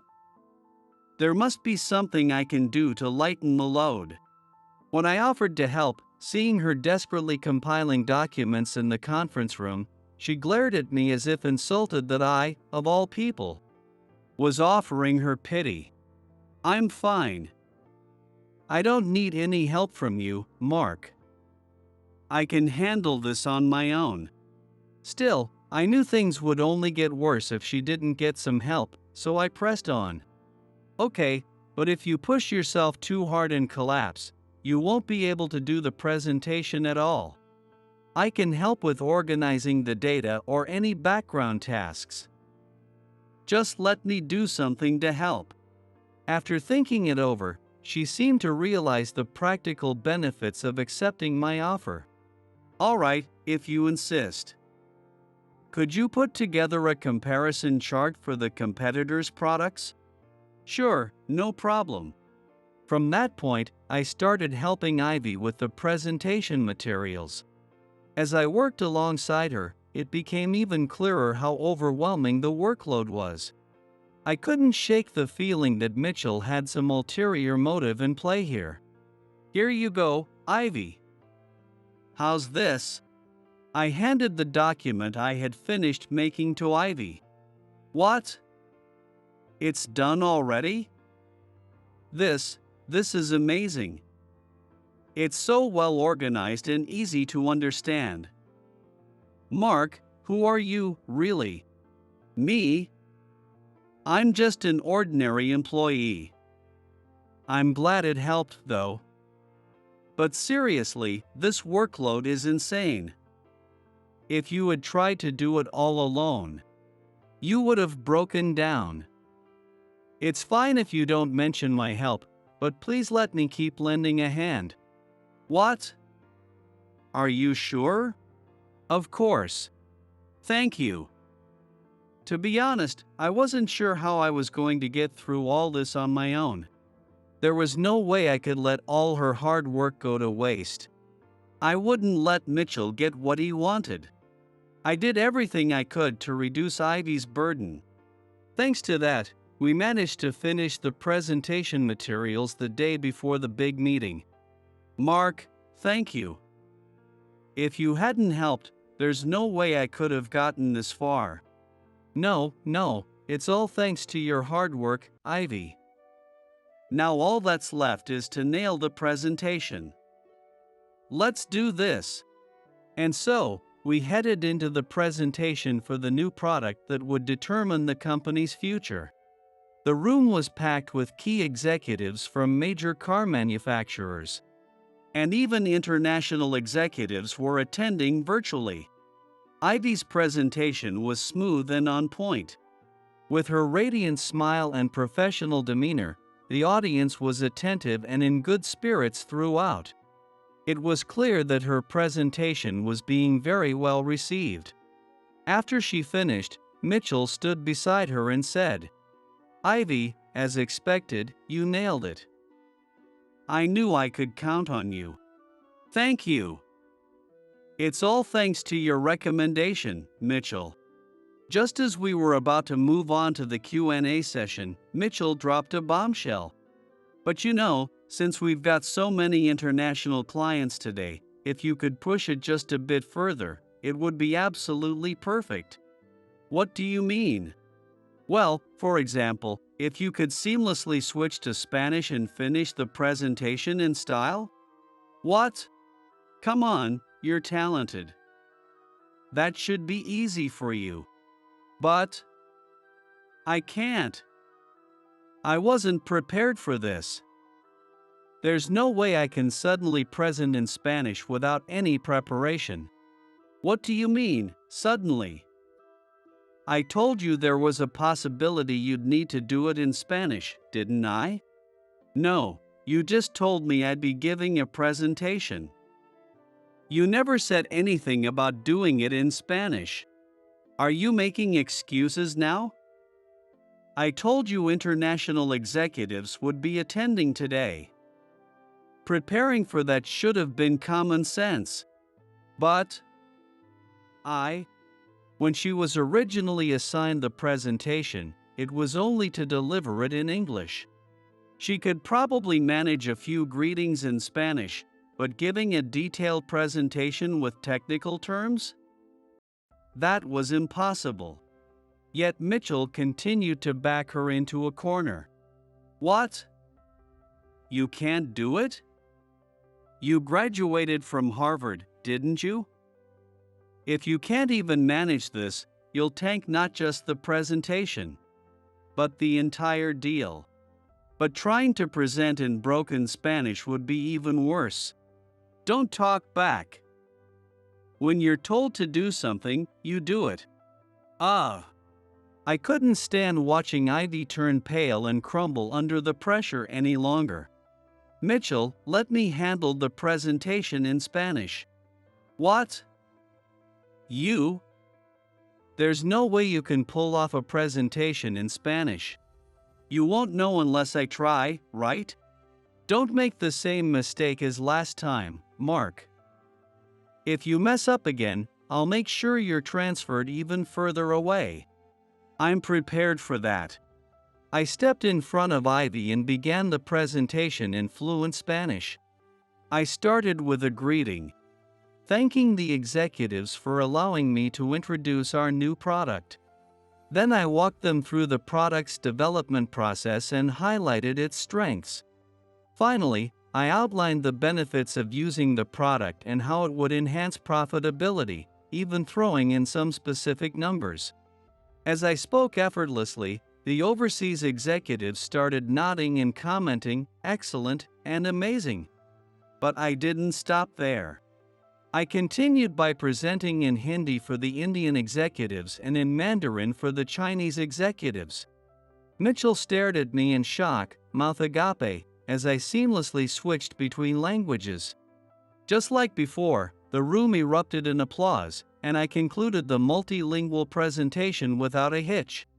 Not only did the presentation go smoothly, but we successfully secured contracts with several major companies.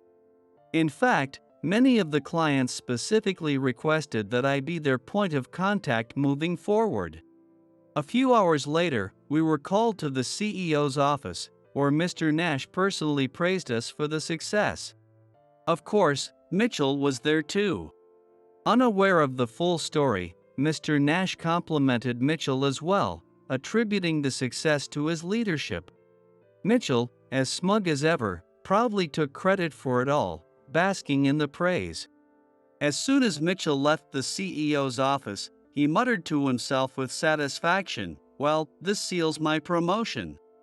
Then he turned to us and said, "Don't let today's success go to your head." From my perspective, that presentation was just a cheap trick. You wouldn't have gotten praise from Mr. Nash if I wasn't your boss. Remember, from now on, you need to be ready to handle any request that comes your way. And with that, he walked off. What a guy! As I stood there, baffled, Ivy turned to me and bowed her head. "Mark, thank you so much. If you hadn't stepped in back there, we wouldn't have secured the contracts.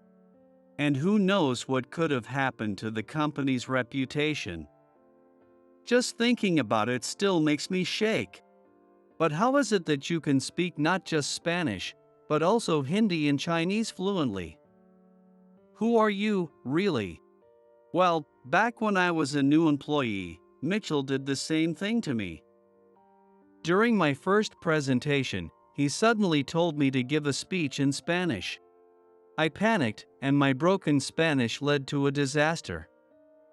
We barely managed to secure the deal, but Mitchell blamed it all on me for being unprepared. And I got shipped off to a regional office. Back then, I had graduated from a top-tier university and was expected to be on the fast track to success. I worked tirelessly to meet those expectations. But that's when I caught Mitchell's attention. He worked me to the bone, barely letting me sleep. The results I gave were considered Mitchell's, and ultimately I was sent to a regional office for a single presentation error. Later, I learned that this was how Mitchell operated, and I can't tell you how much it infuriated me. When I first arrived at the regional office, I was completely disheartened. but I couldn't get Mitchell's smug face out of my head. I realized I couldn't let it end like that, so I started studying languages. I see. The regional office was located near a U.S. military base and a large auto manufacturing plant, so it was a melting pot of different cultures. A businessman working with the base offered to teach me Spanish at a low cost, and the pub I frequented was full of people from China and India, who were more than happy to teach me their languages in exchange for a few drinks. Among them was Rudra, who, when I was first sent to the regional office and feeling down, was the one who really listened to me. We'd drink together, and I'd vent my frustrations. There were nights when I'd cry after a call from my family, who were worried about me. Even at my lowest, Rudra never showed any sign of annoyance and always stuck by my side, encouraging me. Mark, life has its ups and downs. When things are bad, just drink. I'll listen to all your complaints. We clicked immediately and shared many conversations. As he taught me Hindi, we bonded over barbecues and road trips, becoming close friends. Mark, you're a great guy. I used to think Americans were shallow, but you're honest and trustworthy. Rudra, you're so kind and easy to be around, and I love your sense of humor about money. Yes. Indians love money. But we love having fun even more. American barbecue is the best. He especially loved American barbecues, which lined up perfectly with my hobbies. I told him I'd love to visit India one day to have an Indian-style barbecue and go on a road trip to see the vast landscapes. And he promised to show me around when the time came. We spent as much time together as we could. And honestly, learning from native speakers turned out to be way more effective than any language class. That's how I was able to pick up Hindi, which is said to be tough for Americans, in no time. Thanks to all that, I'm now fluent in Spanish, Hindi, and Chinese. I'm thinking about tackling French and Arabic next. That's incredible. But why did you keep it hidden for so long? Because Mitchell was up to something. He's the type to crush any talented newcomers who might threaten his position. I was one of his victims, and I heard that other new employees got the same treatment after I was sent to the regional office. So, I was this close to being crushed too, huh? Pretty much. That's why I kept my skills under wraps, just in case he tried something. It's better to be prepared, right? Wow. I had no idea. I've been so arrogant and rude to you, Mark. I'm really sorry. I was the one who didn't understand. Ivy sincerely apologized for how she treated me. But I can't forgive Mitchell for what he's doing. Taking all the credit for his team's hard work and pushing them beyond their limits. Destroying their futures in the process. It's unacceptable. You're right. There's actually a reason I was transferred to this department. What?